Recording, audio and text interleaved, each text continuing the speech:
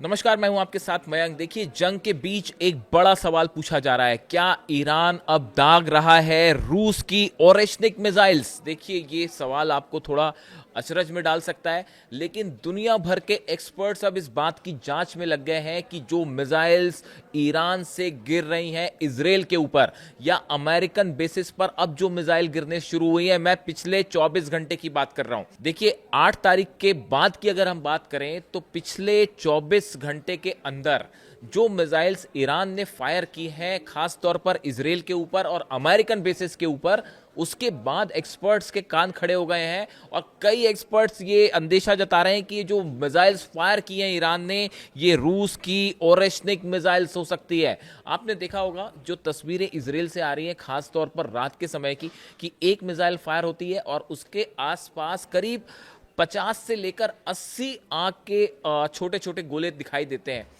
क्या ये वो टेक्नोलॉजी है? देखिए, एक तो खुर्रम शहर की हम बात करें, खुर्रम शहर 4 MIRV टेक्नोलॉजी उसमें ऑलरेडी है, जो कि क्लस्टर बॉम्ब्स, आप जिसको सुन रहे हैं क्लस्टर बॉम्ब्स हैं उसमें लगे हुए, यानी मल्टीपल वॉरहेड्स हैं। ये खुर्रम शहर 4 मिसाइल्स है जो फायर हो रही हैं, जो एक बार फायर होती है और उसके बाद मल्टीपल जो है टारगेट्स को वो हिट करती है। यानी एक मिसाइल फायर होती है और वो 80 ठिकानों को टारगेट करती है, और जो मेन मिसाइल है वो तो गिर ही रही है।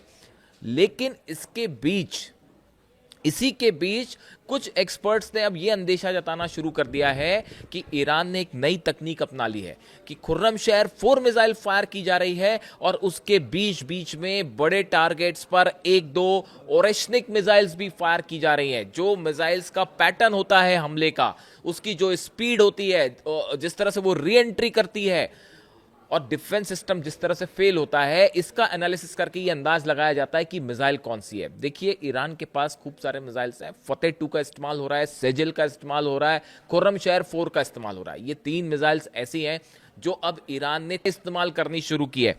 फिर क्यों कहा जा रहा है ओरेशनिक मिसाइल? देखिए, इसकी बड़ी वजह यह है कि इस तरह का अंदेशा अमेरिकन एक्सपर्ट्स जता रहे हैं कि जिस एक्यूरेसी के साथ ईरान की मिसाइल्स ने हमला किया, जिस टेक्नोलॉजी के साथ हमला किया, उसमें खुर्रम शहर 4 और सेजिल के साथ ये रूस की मिसाइल्स भी शामिल हो सकती है। देखिए, ये जो ओरेशनिक मिसाइल है, एक तो इसकी स्पीड जो है वो 13,000 किलोमीटर प्रति घंटा है।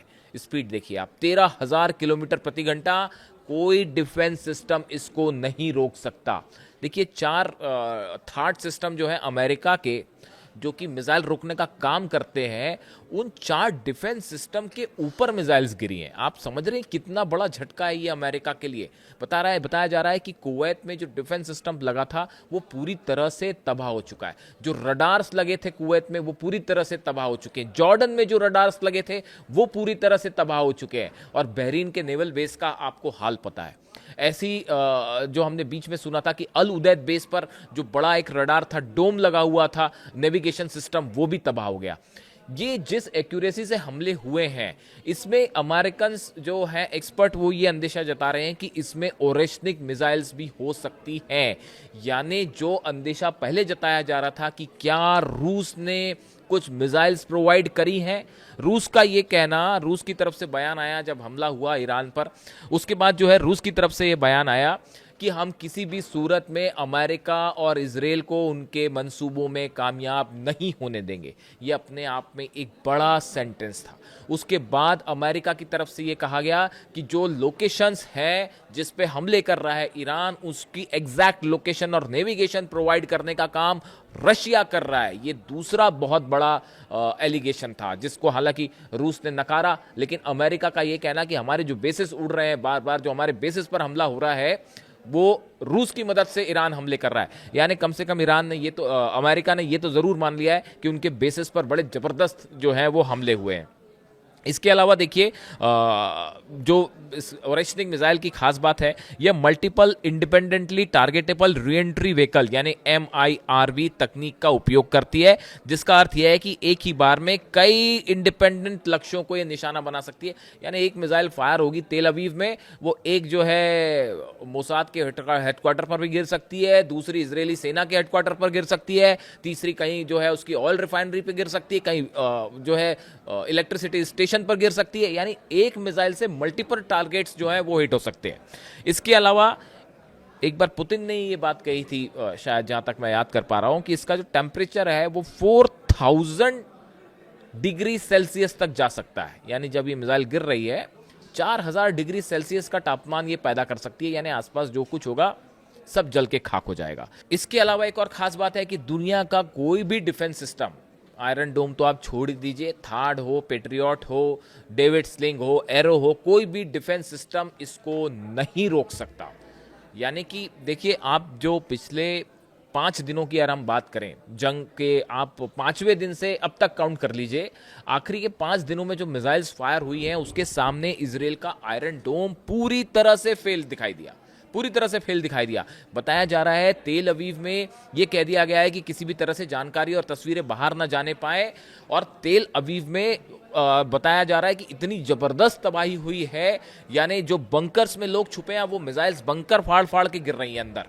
और इसके अलावा जो है हॉस्पिटल्स भरे हुए हैं लोगों से, सड़कों पर कई जगह लाशें पड़ी हुई हैं। इस तरह की बातें हो रही है कि पूरा सिस्टम तेल अवीव का कोलैप्स हो चुका है। मैंने आपको पिछले वीडियो में बताया था कि नए सुप्रीम लीडर के अनाउंसमेंट के बाद जो पहला हमला हुआ, वो पहला हमला तेल अवीव में इलेक्ट्रिसिटी पावर स्टेशन पर हुआ और पूरा तेल अवीव अंधेरे में डूब गया।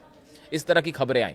अब देखिए बीर शेबा, आप देखो बीर शेबा में जो हमले हुए हैं इजराइल के, वो क्लस्टर मिसाइल से हमले हुए हैं, जिसमें ये कहा जा रहा है कि बड़ी सफाई के साथ, देखिए ईरान कभी नहीं चाहेगा कि ये बात सामने आए कि उसके पास ओरेशनिक मिसाइल रशिया की है या नहीं।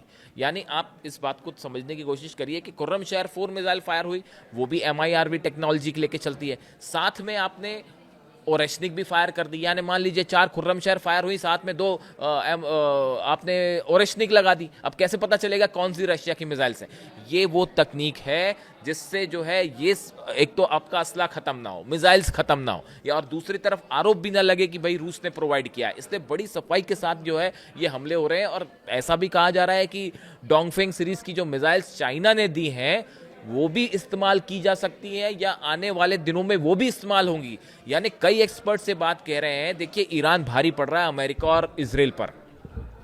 तेहरान में जबरदस्त बमबारी हो रही है और ईरान का जो डिफेंस सिस्टम है वो काम नहीं कर पाया, जो कि चाइना से मिला हुआ था। S-400 को लेकर तमाम सवाल हैं। क्या S-400 नहीं था ईरान के पास, या S-400 की सिर्फ 1 या 2-3 यूनिट ही थी और जो कुछ नहीं कर पाई? क्या रूस ने डील को रोक दिया था बीच में? ऐसे तमाम सवाल हैं जिस पे जब कोई पुख्ता जानकारी आएगी उसके बाद मैं आपको एक क्लियर करूंगा कि S-400 डील का आखिर क्या हुआ। ईरान में S-400 पहुंचे थे या नहीं पहुंचे, और नहीं पहुंचे तो क्यों नहीं पहुंचे? देखिए एक बार मेरे से बार बार ये बात को लेकर सवाल हो रहा है, इसको लेकर मैं अपनी एक राय देना चाहूँगा। जो कई एक्सपर्ट्स भी इस तरह की बात कर रहे हैं कि आपने देखा होगा कि करीब कुछ महीने पहले की ये बात है कि इस तरह से खबरें आ रही थी कि ट्रंप ने कह दिया है कि हम अपनी टॉमहॉक मिसाइल्स यूक्रेन को देंगे।